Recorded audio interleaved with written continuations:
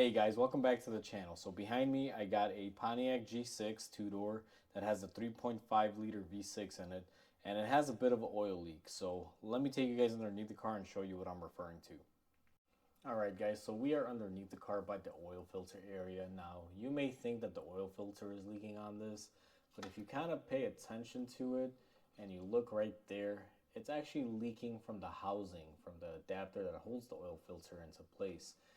I've kind of monitored this for an hour now, and what we're doing is basically we're getting a drip that comes from the housing, kind of gets all the way down and then leaks up on the filter. The car's only been in here for about an hour or so, and let me just kind of show you guys already on the floor. We already have some drips. I actually put my little oil absorbency pad, but you can see there's a drip there and a drip there. These are fairly recent now, within the past maybe 5 or 10 minutes. So what we're going to be doing in this video is we're going to be replacing the oil adapter gasket.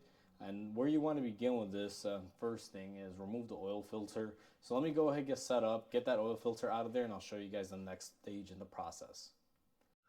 Alright guys, I got my oil catch bucket underneath me. We're just going to go ahead and remove the filter now. We will be doing an oil change on this car because we are doing this, so it is time and due. I've known that this car has been leaking from here. Last oil change that we did, the guy didn't want to replace it or do anything then, but he's like, the next oil change we're going to go ahead and get it done.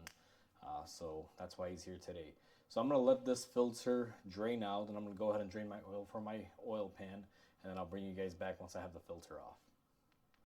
Alright guys, so our oil is drained and it's not leaking as much anymore. Now, one thing I'm going to show you is the oil filter adapter. You see that it's kind of a 3-bolt pattern up there, and it's very hard. I can't really get my camera in here because of the exhaust, but you'll kind of see it has one bolt there, another bolt on top, and another one right behind this AC compressor. Now, I'll be honest with you, Chevy really screwed up here. This bolt by the compressor, it's in the worst possible place. You got to basically remove your belt and shift your AC compressor out of the way to be able to get that last bolt. The other two are easy peasy. That last one, you got to do all this work to get to it. So what I'm going to do next is I'm going to go ahead and lower the car. I'm going to get the belt removed from up top, and then we're going to start loosening the bolts, and I'll show you guys on the next step. Alright guys, we went ahead and we lowered the car, and to get to our compressor bolts we have to kind of get in this area, and our intake tubing is in the way. So what we're going to want to do is go ahead and remove this. It's two 8mm. They come off fairly easy, and you got a 10mm that bolts up right here on the side. I don't know how well you guys can pick that up, but it's basically right there. So let me go ahead and remove this on both ends, remove that 10, and I'll be right back with you guys. Alright guys, the next step in this before we go any further is we have to remove our belt. Now the way this belt works, and it's very tight spaces in here, is our tensioner is located right down here. I don't know how well you guys are going to be able to see it. See if I can get some light on it. And you'll notice that on that tensioner all the way towards the bottom, there's a little square cutout where a 3/8 ratchet can go. I'm going to go ahead and put my ratchet in there, grab it, and remove the belt. It's kind of difficult to showcase this on the camera, so I'm going to have to do it and then just come back whenever I have it off. Alright guys, so now we're in the right front corner. We're going to be looking at where the compressor is located. And our compressor is right here. It's this guy. You can see the pulley. I went ahead and I kind of removed the belt off of it. You can see it here to the side. Now there's 2 bolts up top here, and there's going to be 1 bolt on the bottom for the AC compressor. And what you're going to want to do, you can kind of see this one, is I'm going to remove the 2 top bolts, and then what I'm going to do with the bottom bolt is I'm just going to, loosen it lightly so I can just kind of spin the compressor out of the way. I'm hoping that'll work for me to gain access to that last bolt on my adapter. Otherwise, I might have to remove it all. So let me go ahead and take out these 2 top bolts. Use whatever you got to use to get in there, guys. It's very difficult. The second one is right up underneath here. You don't have to remove your radiator hose to do that. I'm not going to choose to do that. I'm just going to sneak in there with a ratchet. So let me go ahead and do that, and I'll be right back with you guys.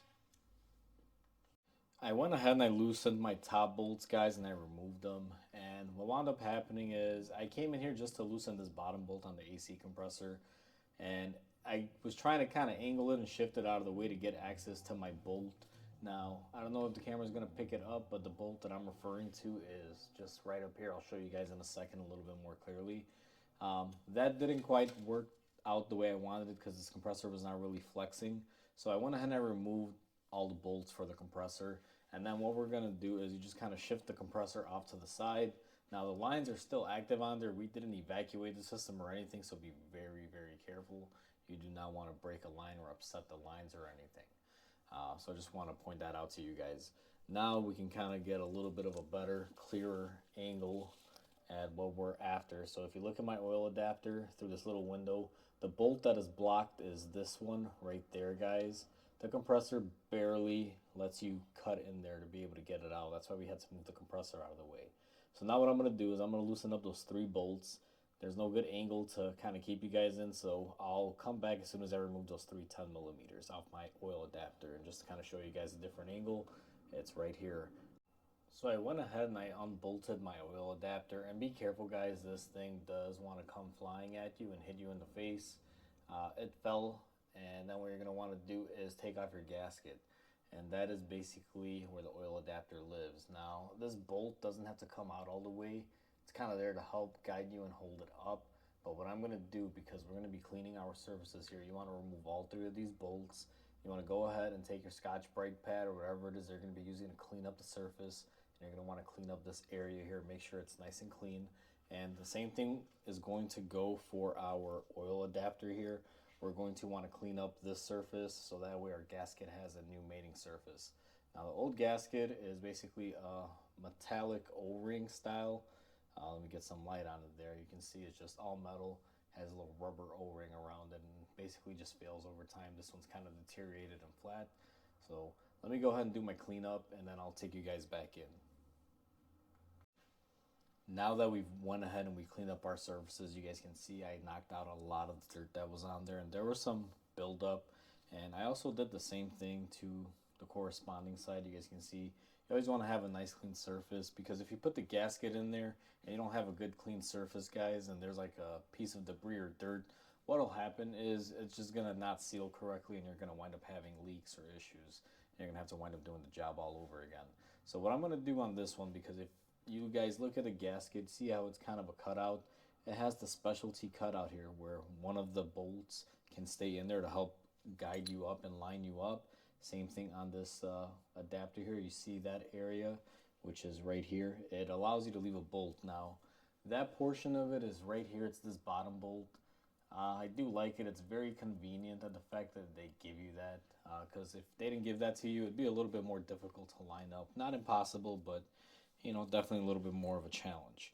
So what I'm going to do now, and the way I'm going to attempt to do this, is to hold my adapter in place like this, try to slip that in there, and then go ahead and bolt it up.